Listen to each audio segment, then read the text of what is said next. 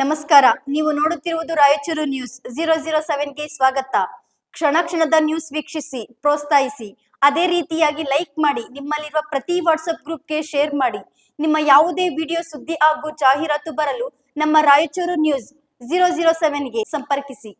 ನವಜಾತ ಶಿಶು ಸಾವು, ಶವವನ್ನಿಟ್ಟು ಕುಟುಂಬಸ್ಥರ ಆಕ್ರೋಶ, ವೈದ್ಯರ ನಿರ್ಲಕ್ಷ್ಯ ಆರೋಪ.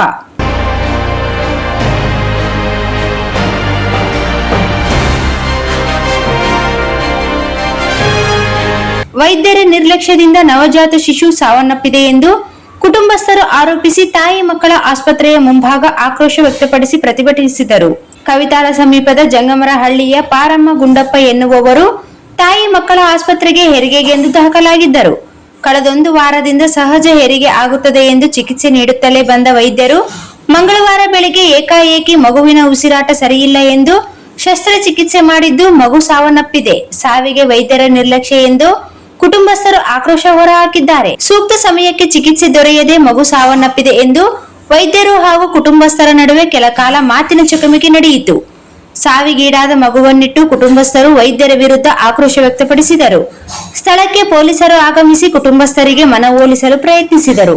ತಾಯಿ ಮಕ್ಕಳ ಆಸ್ಪತ್ರೆಯ ಆಡಳಿತಾಧಿಕಾರಿ ಡಾಕ್ಟರ್ ಕಾವೇರಿ ಶಾವಿ ಮಾತನಾಡಿ, ದಿನಾಂಕ 27ರಂದು ಹೆರಿಗೆಗಾಗಿ ಪಾರಮ್ಮ ಎನ್ನುವ ಗರ್ಭಿಣಿ ಮಹಿಳೆ ಆಸ್ಪತ್ರೆಗೆ ದಾಖಲಾಗಿದ್ದರು.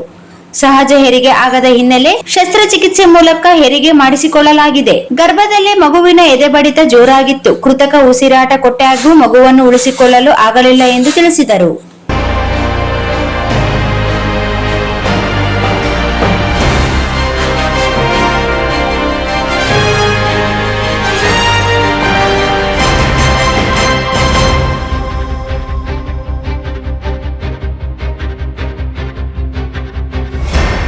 Sagar DTP centre.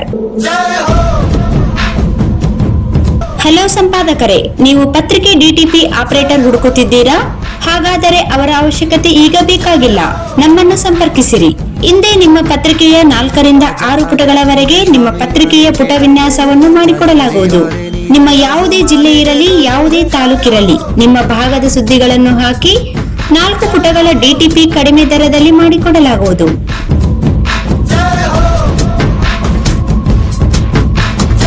ಹಿಂದೆ ಸಂಪರ್ಕಿಸಿ. ಮೊಬೈಲ್ ಸಂಖ್ಯೆ 8431593151 ಮತ್ತು 9611114528 ಸಂಪರ್ಕಿಸಿ.